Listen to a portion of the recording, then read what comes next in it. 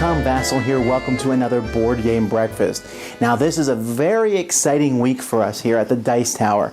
And one of the reasons for that is because we are going to the GAMA Trade Show in Las Vegas. The GAMA Trade Show is a closed show where manufacturers, distributors, retailers, and a couple lucky press people go and they talk, and many of these publishers are going to be showing us things that are coming out over the coming year. Now, that's really exciting, and so there's a couple ways we're going to be covering that. One of those ways is next week, not this week. You'll be seeing videos of all that, and a lot of videos of that. But this week, while we are there, we are going to be doing news from the show. We're going to be doing that in a couple ways. On Twitter, you'll find us at the Dice Tower. That's our Twitter handle. Follow that, or just follow Dice Tower News.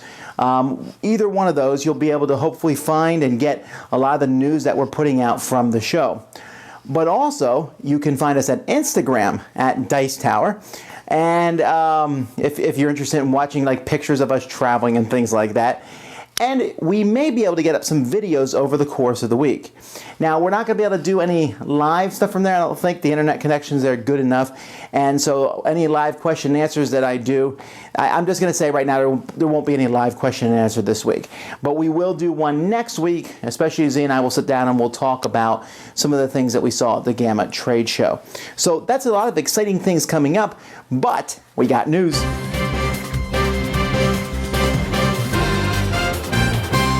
Okay, Steve Jackson and Atlas Games have teamed together to make Munchkin Gloom. Now, to be clear, this is a Gloom game with the Munchkin theme. Munchkin continues its insidious, seeping into other games with yet another game, Gloom, in which you're trying to make your family as miserable as possible. Now, I guess you're trying to make the Munchkins folk as miserable as possible. We got Millionaires Row, a new expansion from Machi Koro from IDW. This is the second expansion after the Harbor expansion. It's supposed to add 13 new establishments, more cards and things like that, more variety to the game. They did not say whether or not it would come in an extremely oversized box. Asmodee and Queen have announced a deal where they are working together for Asmodee will be exclusively distributing things for Queen. This is a big change. Queen was, I believe, exclusive through one distributor. That's going to be changing over, and so we see Asmodee yet get somebody else that they're working with and slowly, apparently, taking over the board game world. IDW also announced a game called Open Sesame. This is an interesting Alibaba-style game where players will be competing against each other as the robbers or Alibaba. And it's designed by Antoine Bauza, who's known for many great games. One of my favorites, Ghost Stories from him.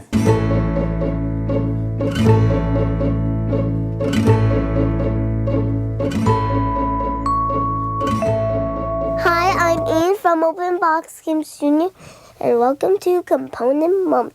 And today we're going to take a look at Spurs, a tale in the Old West. Because what kid doesn't want to be a cowboy? So let's take a look. So many components, where do we start? There's money to earn, wanted posters, desperados to fight, cattle to find, miniatures with colored bottoms so you know who's yours, and gold to mine. And let's not forget about the awesome one-sided cardboard bullets. I wish there was something to do about it. Who is it? Special delivery for Mr. Iain. Huh? What is it? I think it's a miracle right now. Thank you, special delivery guy and Mr. B Games. Because which would you rather have? Oh, yeah. No, it's everything I ever hoped for. So I'm Iain from Open Box Games Jr. So see you next time. Bye.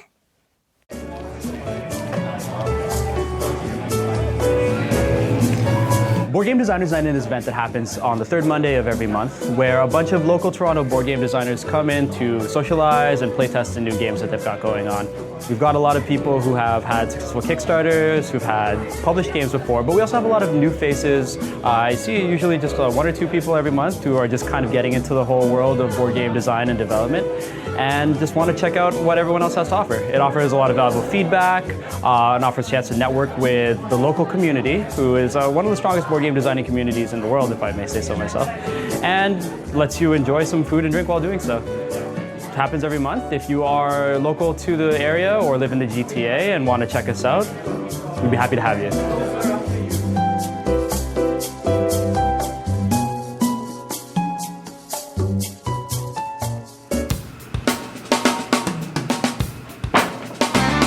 I just wanted to show this off. You can't get this. This is something a listener sent to me, or a viewer, and I really appreciate it. It's a dice tray, and in this, it has high walls, and in the bottom you can see they put kind of a felt thing here with my Nothing Personal avatar in it.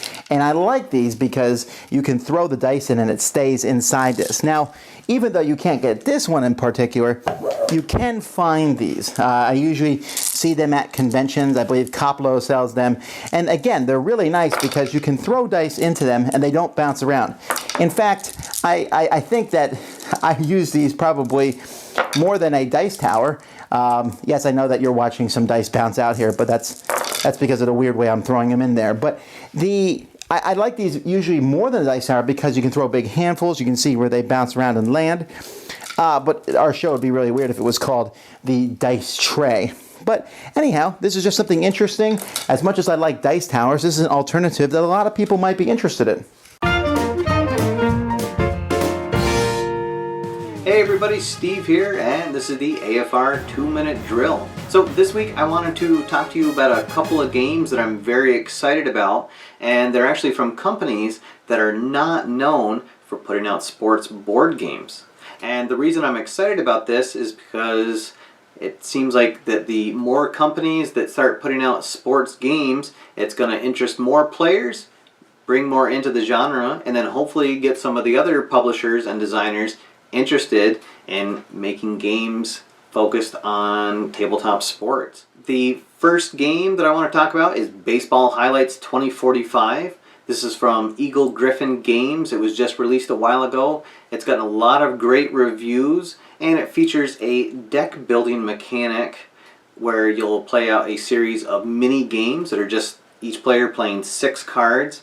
You use the points that you acquire in those mini games to then draft better players to hopefully help you win more games down the road. It already has a few expansions planned, so the future definitely looks bright for the Baseball Highlights franchise. Another game, it's currently on Kickstarter from Dice Hate Me Games, and that's bottom of the 9th. This game features a neat guessing mechanic between the pitcher and the batter, where whoever guesses correctly is going to get some bonuses, and you'll actually play out pitch by pitch through the game and see if you can get a run across for the home team to win. And what's great about this, the game can be played out in just 5 to 10 minutes, but it's going to come with a variety of players, so every time you play, it's going to be a little different experience. Alright guys, that's all for now. Thanks for watching. My name's Steve, and I'll see you next time after further review.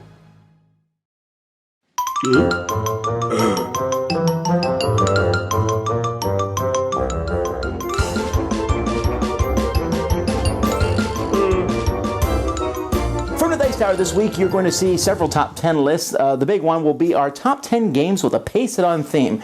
Games where we think the game is great, but the theme, you could change it and no one would know the difference. I'll also be doing a pile of top 10 of my favorite cards from Mage Wars. You'll see another review from me, many reviews from Z Garcia and some of our other contributors. Hamtag is doing their top 5 sports games. And as I always say to those of you who watch the video show, if you haven't listened to our audio podcast, check that out. It comes out every Tuesday. We got a good one coming out this Tuesday. And you can find all that at Dicetower.com or on all our shows at DicetowerNetwork.com.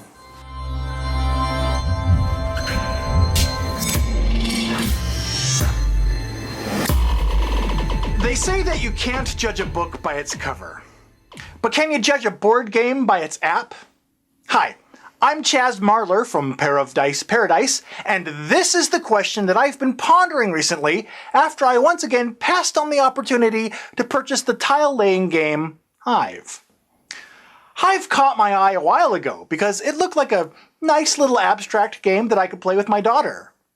I'd heard good things about it, but I'd never played it. So when I discovered that there was an iOS app version of Hive that was available a while ago, I was all up in its mix like I was Betty Crocker. And I decided to check the app out first in order to get a feel for it before investing in a physical copy of the game. But then, like a nightmare, something happened that's never happened before. My experience with the app version of the board game ruined the whole thing for me. Now, if I had an iPad around here, I could give you a demonstration of what went wrong. So, hey! Just happens to be one right here, and along with an appropriately bee-themed candy bar, too. Score! Okay, let's take a look. Now, I'm not going to give a full review of the app, because I'm sure there's someone out there that does a far better job at reviewing board game apps than me. But I will say that the problem I had with the Hive app is that I personally found its presentation to be gloomy, the camera difficult to orient the way that I wanted, and the 3D models of the tiles have these black aliased pixels around them, making them seem cheap and outdated like it's 95. And then there were the controls.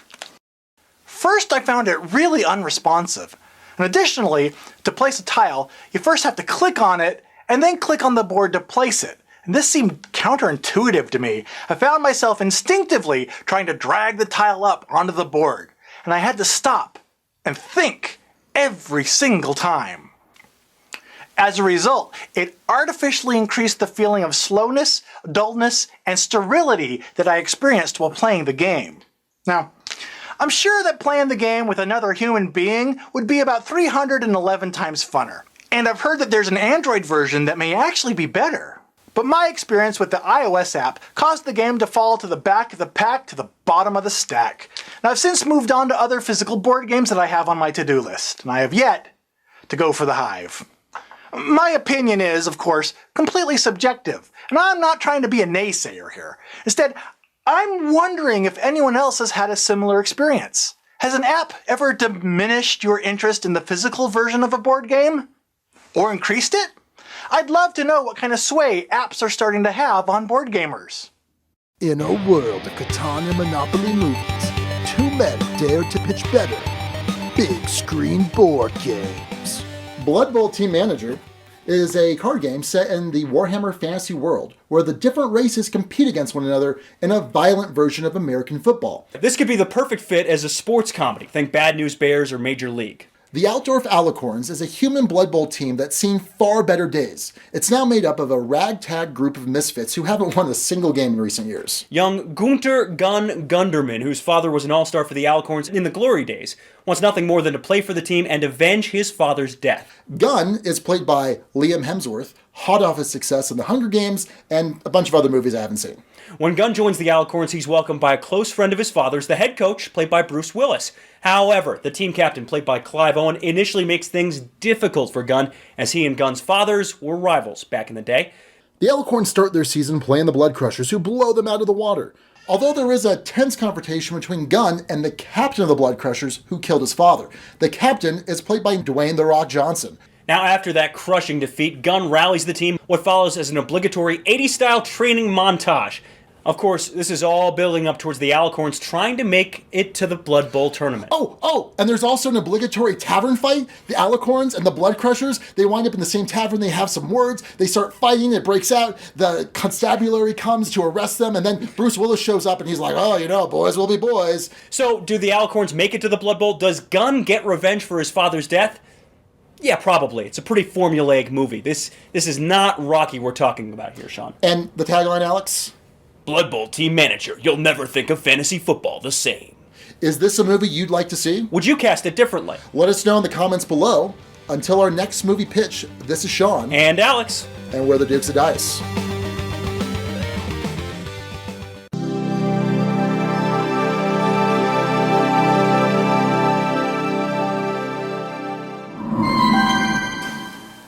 Hey folks, folks, I'm going through my top 100 expansions. We're still in the bottom part of that, but some great expansions to some games. Let's jump right into it. First, we're talking about the Lieutenant packs for Descent. Now, I'm including all of these together because they've made several Lieutenant packs, and I don't know which ones of those I like the best because they all have different feels to them. But one thing I really like about the Lieutenant packs for Descent is they add some story to the game. They give the bad guy a reoccurring villain who can show up in games, and they also give you a miniature for that villain, which is a lot of fun. And so you can kind of look and say, ooh, that villain would be fun to play, and you put them in the games, and they just add some more fun to the Overlord. You don't need all of them, but a couple of them are very fun and add to Descent 2nd Edition. Then we have San Juan expansion. This came in the treasure chest initially, which was a really bad idea, where they sold a bunch of expansions for different games in one box, which is a bad idea because you want to buy it to get the expansion for your game, but you don't want all these expansions for games you may not own. Fortunately, they've added this expansion into the newest version of San Juan. It's just more buildings and more things, and I think it does well to give San Juan some more variety. Then we got Paint the Town Red for Marvel Legendary. Now, I like Marvel Legendary a lot, and I like Paint the Town Red. I like Spider-Man.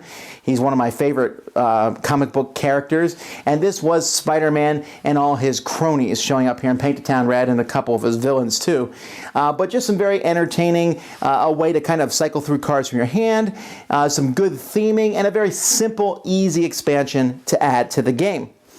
Then we have an expansion for a game you may not have heard of, and that's the Location cards expansion for Ninja Dice. Now, Ninja Dice is a very small, easy, fun dice rolling game where you kind of push your luck, but these Location cards, they add something. They give you a goal to go for. This is one of those expansions that I think is so essential. I will not play Ninja Dice without it, because otherwise in Ninja Dice you're just trying to get the most points or trying to beat a certain thing each turn. Here you have different Location cards, so you might try for a harder one, a harder push your luck thing for a better reward. And then finally, the last expansion today is the Leaders expansion for Seven Wonders. Now, I like Seven Wonders, and I was very pumped about the Leaders, and I was initially not so enthused about the Leaders. It adds an extra round of drafting, it adds a bunch of things to the game, but I didn't feel like it added that much fun. But as time has gone by, I'm enjoying it more, and I'm finding that it's really good for new people because the leaders give you kind of a goal, something to focus on. I have a leader who helps me with science. Well, you know what? Maybe I'll focus on science this turn. Since Seven Wonders is such an open, wide game, and what cards you're drafting on, they all look good. Well, I don't know which one to take. Your leader can give you some more guidance on that, and for that reason, I'm starting to enjoy it more. 5 more expansions next week. Twilight Imperium is my favorite game, though some folks think that it's kind of lame, but to bring you up to speed on interstellar war, politics, and greed, there is nothing that can match its fame. Researching tech requires some skill, and building some spaceships is always a thrill. You can engage in some trade, then go on a raid, and the chances for boredom are nil. The Necrovirus is always fun to play, never letting emotion or morality get in the way. They spread as a virus like a galactic Miley Cyrus, and they always make their enemies pay. Destructive power, thy name is War Sun, because bombarding planets is always great fun. It's fast on its feet, it will destroy any fleet. If you see it coming, just run. Shattered Empire enhances your play, and Shards of the Throne blows it all away. The expansions are groovy, they play out like a movie. Just get 'em all, that's what I say. Now, TI3 can take up to 8 hours, but my love for the game, it never sours. I'll roll my dice like that, then play on my grip mat. Then I'll have to take my wife home some flowers. I'm not married. So if you know anyone, please somebody help me on my feet again.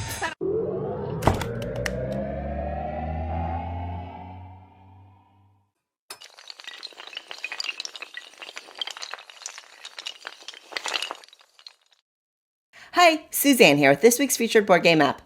Board games often change between print runs, and sometimes the differences are subtle and sometimes they're more dramatic. But what happens when you have multiple versions of a game available at the same time? And how does which version you try first impact your overall impression of the game? In the case of Hive, we have a unique situation in which different developers created the iOS and Android versions of the game, resulting in significantly different experiences. Is one better than the other? Let's take a quick look. Where's my iPad? Oh, there it is. Who ate my candy bar? In Hive, you have an insect army you control with the ultimate goal of completely surrounding your opponent's queen bee with pieces from either side. There are a few basic placement requirements like never dividing the hive, and each insect has its own movement rules, which provides a nice strategic challenge. The iOS version has been out since 2012, and you can see that the developer really put in an effort. There's a functional tutorial, and there's solo play against 4 different AIs, and there's also pass and play. But the developer also chose to use 3D modeling for the tiles, which could have enhanced the feel of playing a board game. Unfortunately, the graphics look jagged and detract from the overall experience. And some people really dislike the way the controls work, although I find that less bothersome than others do. For Android, the development team provided a set of solo play puzzles, pass and play, and they do have online play against friends. Unfortunately, there's no AI and there's no tutorial, and the link to the rules is to an online document, which I really dislike in apps. But the graphics, also emulating a 3D look, are clean and smooth, resulting in an aesthetically pleasing experience. I think most would argue that the Android version is significantly better than the iOS version. Hive is a great 2-player abstract game, but if you haven't played it before, I suggest the iOS version is not the best intro to the game, whereas the Android version could really draw you in. The good news is, if you already love Hive, there's an app for you on both major app platforms. The bad news is, the experience varies a lot, and now I have to go find a candy bar thief.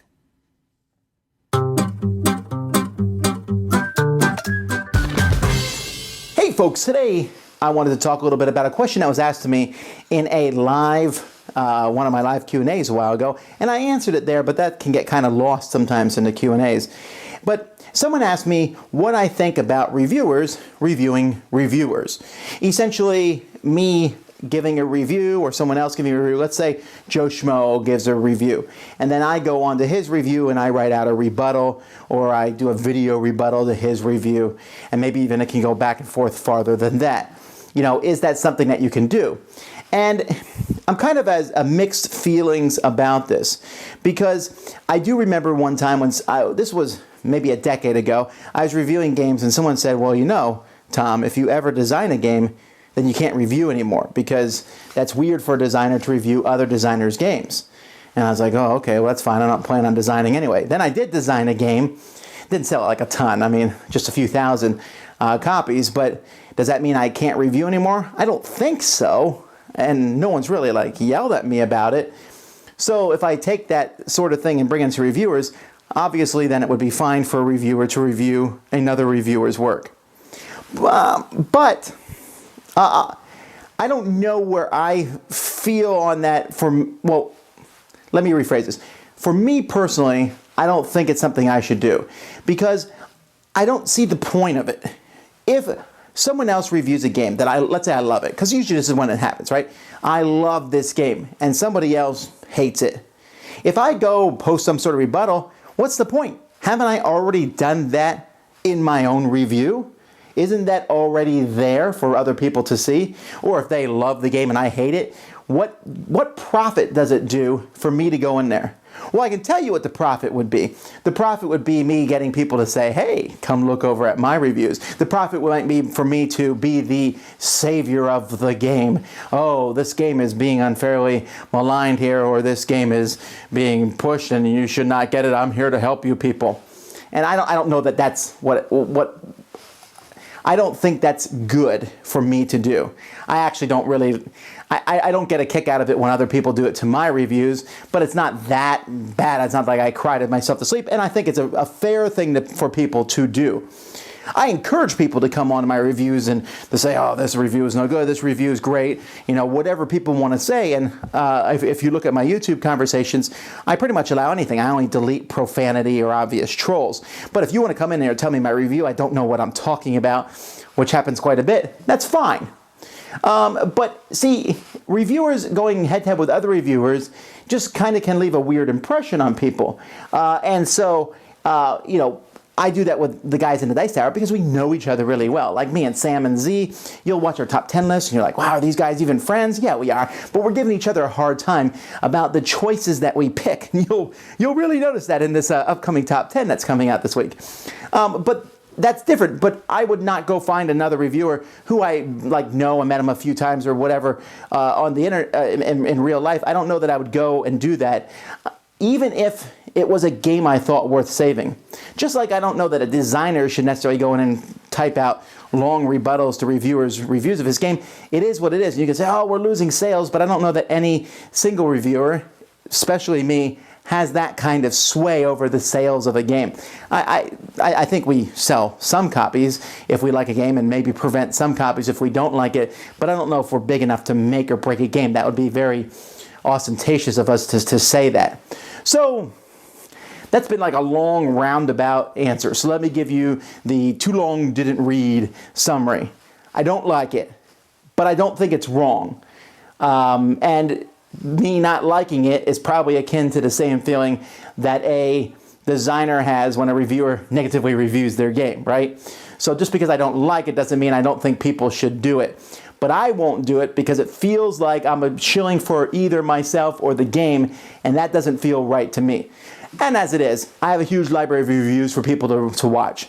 Some more coming out this week. See you then.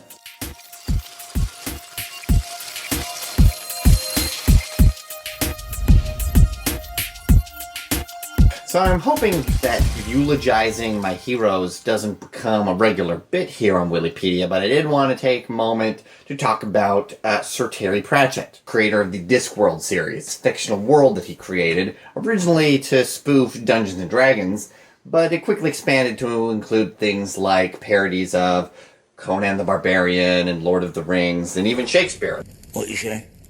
There have been several efforts to adapt Discworld to board games. You have basically three options. The best of the three is Discworld Ankh-Morpork, which incorporates all sorts of elements from the books and is really fantastic. It's a very heavy Euro, and so you have to know that going into it. If you don't want something that heavy, it may not be for you. But Discworld is a very whimsical series, so let's say you want something a little lighter and more whimsical. Well, for that there is the game Guards, which is very silly, very random, very luck-based. One problem with this, it is one of the worst games I have ever played. It is terrible. Moreover, it's really slow and really long, which is what you want in a terrible game if you think about it. There is so much flavor text in Guards that the theme actually becomes boring. Also, you don't get to play any of the characters from the Discworld books. You have to choose to play the Guild of Assassins or the Guild of Thieves, which is something that I want. I mean, if I am playing a Discworld game, I want to be Rincewind or Samuel Vimes or Moist von Lipwick or Tiffany Aching. And there is a third game where you can play Tiffany. It's called The Witches. This is something Tom reviewed a couple years ago, and to echo what he said, it is incredibly simplistic. The game is incredibly simplistic. It actually seems like it'd be a pretty good game for young adults, which is fitting with the series of the Tiffany Aching books because they're Pratchett's young adult series. So then what's the solution? Is there a game out there that captures the spirit of Discworld, has the exact right amount of gameplay, and is appropriate for more adult game players? Well, I don't know, but that does sound like a segue to my next episode.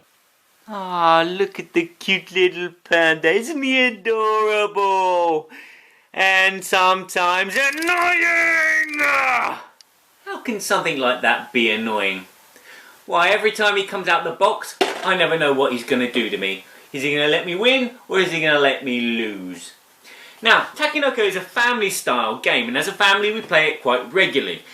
And what annoys me is the fact that sometimes when we play as a family, my daughter will win. And that annoys me. And that sounds nasty and that sounds wrong, I know. But she has this strategy of picking up the panda cards all the time and then filling up the orders on these panda cards. And sometimes she wins. Not all the time, but sometimes. Which leads me to think of 3 questions. 1. Has this game not been play-tested enough so balancing issues with scoring are a bit out the window? 2. Is this game just a luck fest of dice rolling and card pulling? 3. Is my daughter really, really intelligent beyond her years? And 4. Am I just really bad at playing games and dumb as plums? Takenoko is not the only game that leaves me hiding under the table. Steam Park is, wow, it has this idea of a family game with a bit of strategy, but it doesn't feel like there's any strategy, it just feels like luck. My daughter will sometimes win with her one strategy, which is buy pink and black rides, because they're Monster High colours, and then just play a card every turn to earn 2 or 3 money. Ah! Our board game's been deliberately designed that doesn't matter what your level of skill is, you've got a good chance of winning. Is this a good thing? Is this a bad thing? What do you think?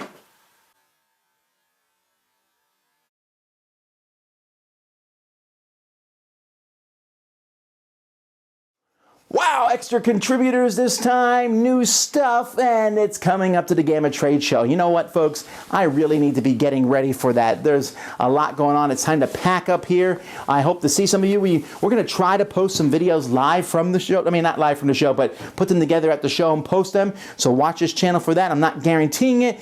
Again, it all depends on our internet connection, but I hope we can get that out there. So anyway, I appreciate you guys watching Board Game Breakfast. Until next time, I'm Tom Vasel. Thanks for watching Board Game Breakfast. Tune in each week for your daily dose of gaming goodness with Tom Vasel and all the gang. Until next time, I'm Eric Summerer, and you've been watching Board Game Breakfast, a Dice Tower production, sponsored by Cool Stuff Inc., an amazing place to buy board games. Cool stuff in stock at coolstuffinc.com.